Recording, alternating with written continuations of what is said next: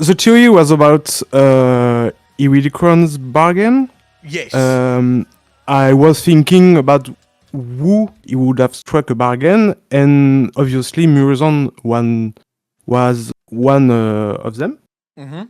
And I was thinking about it for weeks, and I wasn't sure until I rewatched the cinematic after the raid, where there is Kalecgos, Khadgar, Alexstrasza, and Nosdormu talking.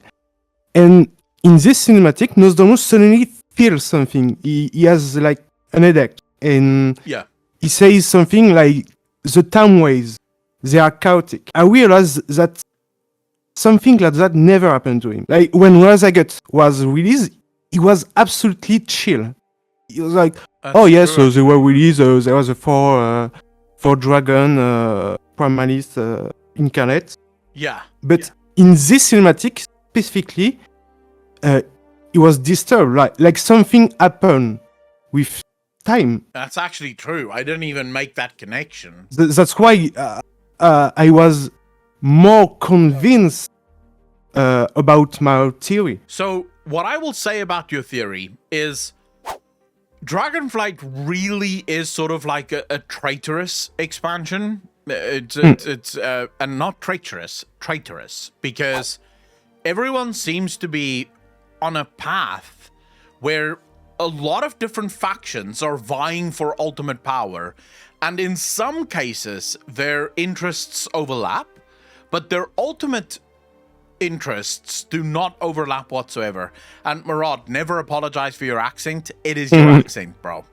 I can understand what the fuck you're saying, and that's all that matters. Don't worry about it, fam. So the thing is, you have the Djaradin, for example. The Djaradin and the Primalists and the Primal Incarnates could not be more different. And very specifically, the Djaradin wants to kill all dragons. But they're working with the Primal Incarnates because in terms of the fact... Okay, so they hate all dragons, but they hate the aspect more. More, yes. So in this instance, they overlap, and therefore they're going, all right, no problem.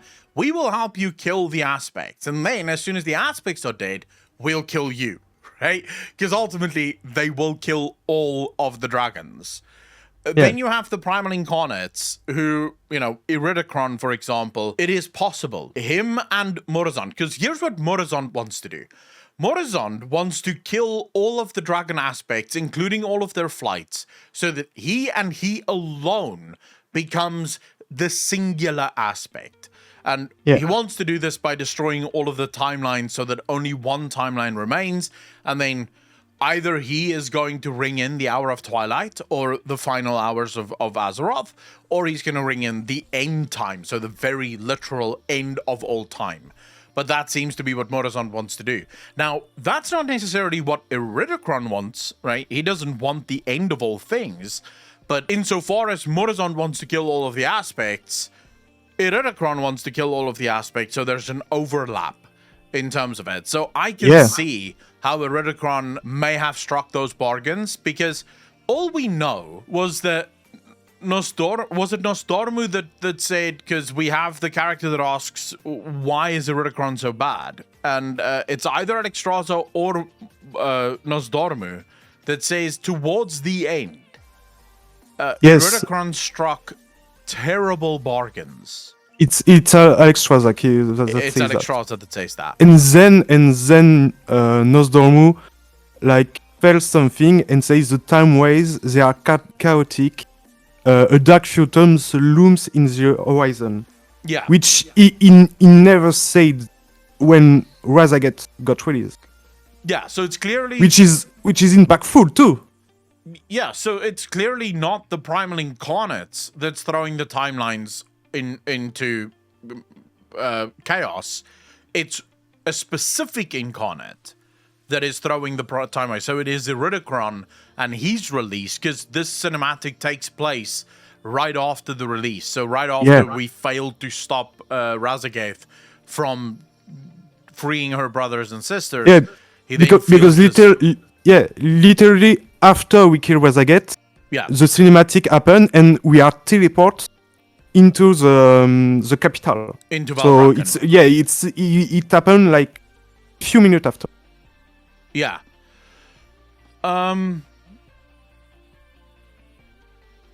You see, I immediately, when he said terrible bargains, my mind immediately jumped to Void or Light. And I sort of went with the Light because the Void, the Void is already sort of occupied by Deathwing. So I thought, well, maybe he didn't go with, this is going to be just rinse and repeat if they go with the Void again here. So I thought the Light maybe, because the Light, seeing that the Void had a Dragon Champion, wanted a Dragon Champion of their own, and Iridikron became that Dragon Champion. But now I'm sort of starting to think, because Apocalypse just said something there that I never actually even considered. Apocalypse is saying, is that entirely correct though? Murazon isn't trying to destroy the timelines at all, only the ones where the Void Lords win. He is actively trying to stop the Hour of Twilight, but accidentally brings it about. Now, if that is true, if that is indeed what Murazon is after, so he's not trying to kill everyone and everything, he is specifically trying to bring about the end of all of the Void Lords, then it would make sense why Xalatath says that the Light had struck a bargain with the enemy of all.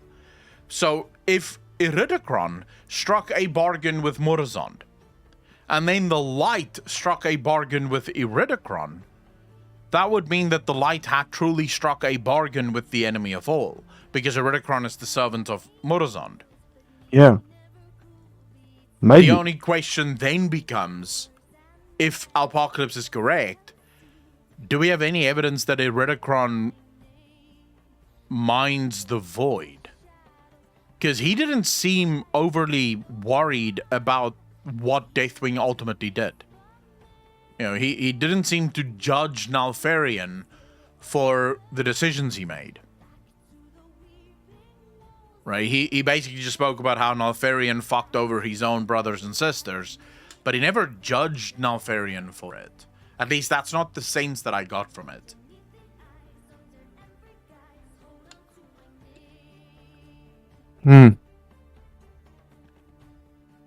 Yeah, he was interested in the fires that powers everything, and we know those fires are Djaradin. It's a Djaradin elder.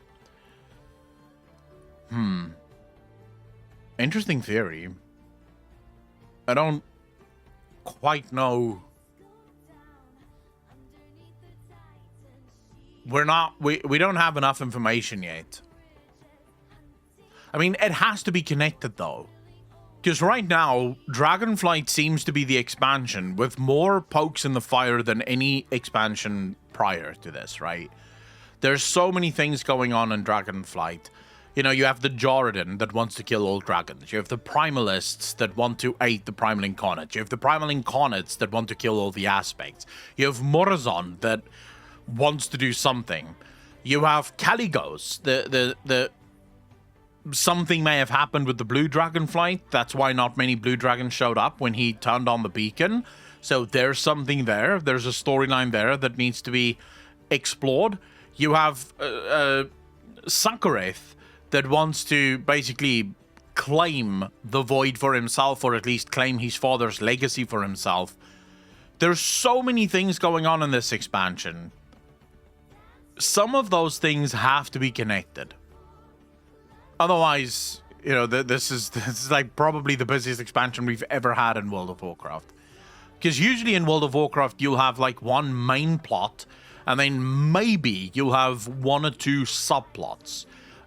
If you go to Legion, for example, the main plot was the demon invasion. We had a subplot of the Void invasion. We had another subplot of the Drust.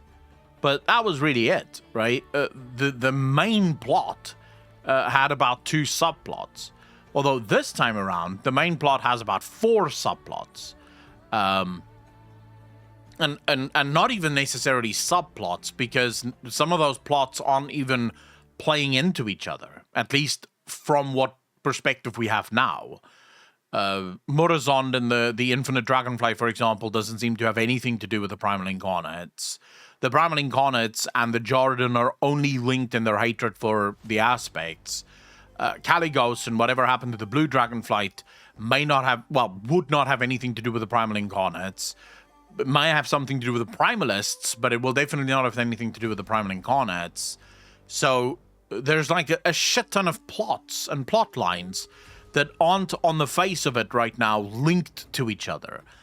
So I can absolutely see Blizzard linking Murazon to Iridikron and it making sense.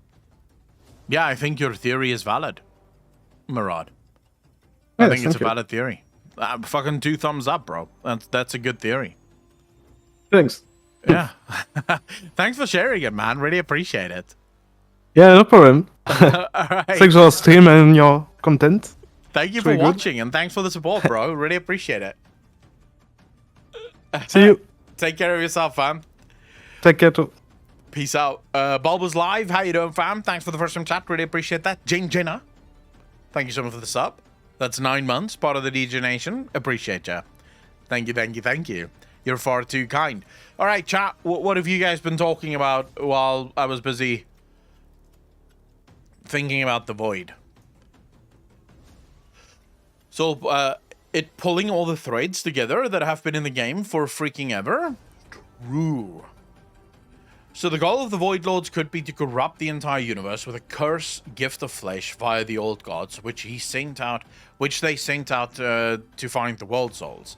Accolonn mentions the Titans burning entire civilizations and planets. Could those all be worlds the old gods have tried to give the gift?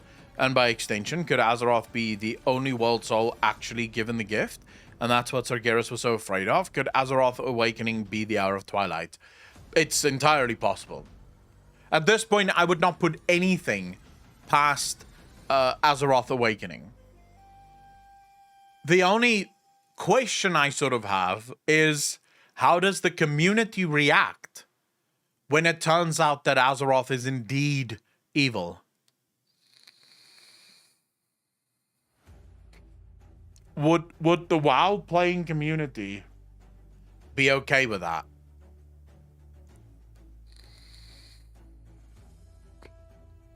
Saven, in this stream, we do not believe that the Void Lords are evil, right? In this stream, we actually believe that the Void Lords might not be evil at all. That is not true for the vast majority of WoW players. This is why I specifically asked, how will the WoW community react? Because when you listen to how the WoW community reacts, they fucking despise the Void. Most people in the WoW community believe the Titans are our friends, right? And we should serve the Titans because they only want the best for us. Cesara says, Mortis, Lumen Ordis, Rhythm and Structure, Vitae, Umbra, Tumult, Improvisation and Possibility. Explains how mortality is unbound to fate, but it intrigues me. That life and void cooperation was the result of the gift of flesh. I mean, it had to be, because without the gift of flesh, there was no, there was no life. But of course, in last week's or the week before that's Q&A, someone actually brought up a thought that was, I think, quite profound, and that is, what if the Titans themselves changed life into construct? The line in the book that states these beings are too dumb to understand the cosmos. Saving pretty much, yeah. That's why I don't like the Titans at all. Does it matter though? Not in a toxic way, but should the writers just follow what the community believes should be the story? It feels to me it loses its power this way. Lemon Master, to some extent, it does matter. The thing is, it is risky. So why do most movies and television series not play out like Game of Thrones? Because Game of Thrones is really one of those unique ones where beloved characters die left, right, and center. Think about most television series. Think about most books. In most books and in most television series, the ones that people love tend to stay alive. They have plot armor the size of my penis. It's massive, right? They will just never die, right? No matter what happens, they can have a fucking mountain dropped on them, and it turns out that mountains can't kill them, right? That's just how it works in World of Warcraft, or not in World of Warcraft. In most stories, it's only in sort of Game of Thrones, and I would say to some lesser extent Warhammer 40k, even though some characters in Warhammer 40k does have just dick level plot armor, although most guardsmen don't. So when you fall in love with a guardsman in one of the books, they're gonna die, so don't even fucking hope. The reason this usually plays out is what we call audience alienation. So if you have a character that your audience really loves and they're really sort of hearkening to this character, if you kill that character off, you risk alienating the audience to the point where the audience may just stop watching. A good example of this, I'm trying to think now, there was a series where this once happened. Heathen, how you doing, bro? I'm looking forward to that. Thanks for the 100 bits, man. Really appreciate the support. What series was it where the main character died and was replaced by another character? Vikings is actually a very good example of this. The second Ragnar dies, the story sort of dies with him. Ragnar was what everyone watched for. And when Ragnar was replaced, it was just not the same. Another series that very much the same, 2.5 Men. When Charlie dies in 2.5 Men, Ashton Kutcher can just never revitalize that show. Most people fell in love with that show because of the dynamic between Charlie and Alan.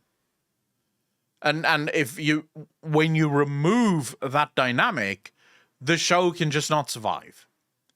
So it is very risky to kill off beloved characters. And in World of Warcraft, you sort of always have to ask yourself, if I do this with a character, how will the community react to this? Because if the community reacts violently, so if the community sees this and they fucking hate it, you're done. Because they just quit the game. So you have to be careful. You have to be careful how you control things. And I think especially now, we live in an era where people will cancel you so fucking quickly for so little that you have to be really careful. People are overly sensitive these days. We saw that with Sylvanas. When Blizzard sort of straight up just made Sylvanas evil, a lot of people quit the game. I see it in my comments. I know around that time when it turned out that Sylvanas was just pure evil, I had people commenting on the video saying, well, that's me. I'm done with WoW. Fuck it. I don't want to play this game anymore. They did this to Sylvanas. I'm done. So think about Azeroth, right? No one's ever met Azeroth, but a lot of people have a lot of love for Azeroth. And if they turned Azeroth into what most people consider to be an evil character, even though she would be a Void Titan, not necessarily evil because we don't quite understand, it could work, but then Blizzard would have to do a lot of work to explain to players that the Void is not in fact evil. So Blizzard would have to put out a lot of lore that makes players realize that the Void is not the devil from the children's Bible. It's not just an evil entity. The Void is something very different. The Void is just another power that have a different viewpoint in mind. If Blizzard can do that, then I think it's fine, right? Actually, when you read an Imperial Guard book, only a bunch die. In every Gaunt's Ghosts book, some named character dies, but there are some who don't, and constantly there are new people joining the cast, and they are really good at it. Heathen History, I was more talking about my books that I've read so far. So, like Dark Imperium. By the way, Heathen History, I'm on Godblight. I'm about 100 pages into Godblight, and I will say, motherfucker. Like, in the first 100 pages of Godblight, my mind has already been blown multiple times. Like, holy shit. I got a few notes I made when watching your Il'gynoth Whispers video, and I'm not sure when it would be a good moment to share them. First one is about the quote from the book about owing fealty, children of the first flesh, and drawing power from our earth, our strength. Would you think it's possible that children of the first flesh could be proto-dragons, primal incarnates? They could owe fealty because elements lost the battle with the old gods. So, Siggash, I can answer that for you now. Or, if you want, you can join the Q&A on Friday, where you can literally jump into Discord with me, and we can just have the conversation. So you don't have to write every single thing out. You can literally just jump in and say, right, this is what I think about this, and we can have that discussion. If you want me to sort of be able to spend enough time on it, the Q&A would almost be the best. If you want me to do it now, I'd be happy to do it now. But I might not be giving it as much attention as I should. Godblight is so fucking good. It really is good. There is a series called The Deathgate Cycle, where you do not realize until late in the story that the main character you've been following is one of the villains, but you also find out the good guys of the lore were the real villains by trying to reorder existence the way they want. I love stories that subvert assumptions of good versus evil. The Deathgate Cycle. What series is that? Book series or a TV series?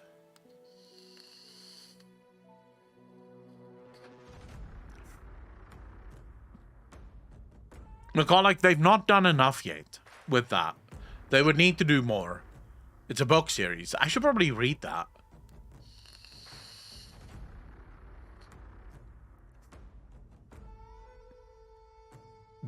I have not watched Mandalorian since I finished season 1 and decided I don't really care enough to keep watching. I have really no idea.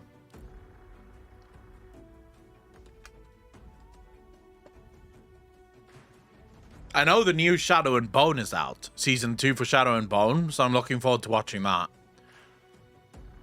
I think that's going to be really fucking good. Trying to teach kindergartners trig.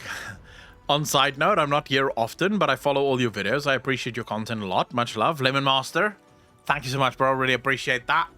For those of you that do love WoW conversations, I said it earlier in the stream, but I will remind you now. This Sunday, the Shull Show on YouTube is returning. We've got things to shull for again, so we're definitely going to be bringing that shit back. So, live stream on YouTube, about 3 hours, 2-3 hours of lore discussion and speculation. Same it's always been, I think. So yeah, we're definitely bringing that back. Because I have things to shull for again. I like the story of WoW again, so why wouldn't I? Small poll, I already did on Discord, but Twitch stream can also vote. Ferorius, what is the poll? Accolonn should play WoW Hardcore.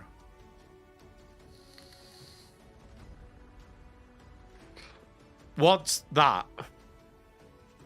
You mean the one where when you die, you die? Or is it like a challenge? One of those classic challenge bullshit?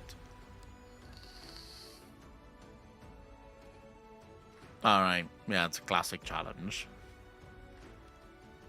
I didn't even finish the original classic. I mean, I played the original classic, original classic.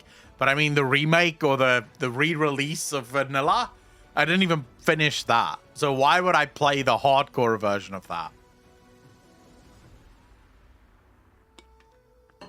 Plus, Ferorius, I would just pick a Warlock. Warlocks don't die. I usually never catch you on stream, so your YouTube videos tend to be like my books on tape to listen while I work. Hey, as long as you enjoy the content, I'm happy. Let me give the short answer now, and I'll try to catch the stream on one of the Fridays and share all I got. I'm not sure I'm worth time on Q&A though. I read a few WoW books and watched a lot of lore. Sigash for the Prime sub. Welcome to the most degenerate channel on Twitch. Thank you. You're far too kind, sir. Never think that way, said Cash. I don't do the Q&As because I expect everyone to blow everyone's mind. I do it because there are so many people with phenomenal theories and phenomenal opinions in World of Warcraft, in the community. I mean, the general community, not the creators, not the content creators. And the only place that you guys ever really get to discuss things is in the comment section on videos. Which, it's fine. But since doing the Q&A, I have discovered so many interesting opinions and so many interesting theories from viewers. Just normal viewers, people that have normal jobs and just like playing WoW on the weekends. And that's why I do the Q&A, because it's fun. People have questions, we get to talk about it, we get to discuss it.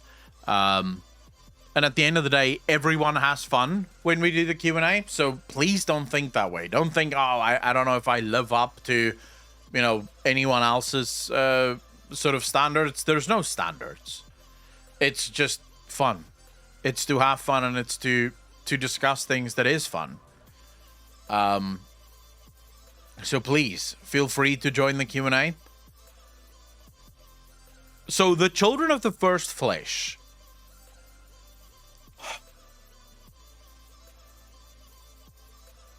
I don't think the Primal Incarnates are the Children of the First Flesh. The Children of the First Flesh, as far as I'm concerned, can refer to two possible entities, in my opinion. The first would be Proto-Drakes. Now, I'm not entirely sure how I feel about that theory, but the Proto-Drakes were flesh, and we know that they were among the first. But it could also be trolls. But it speaks not of the ones of first flesh, it speaks of the children of the first flesh. So when flesh was first given, they're children. And that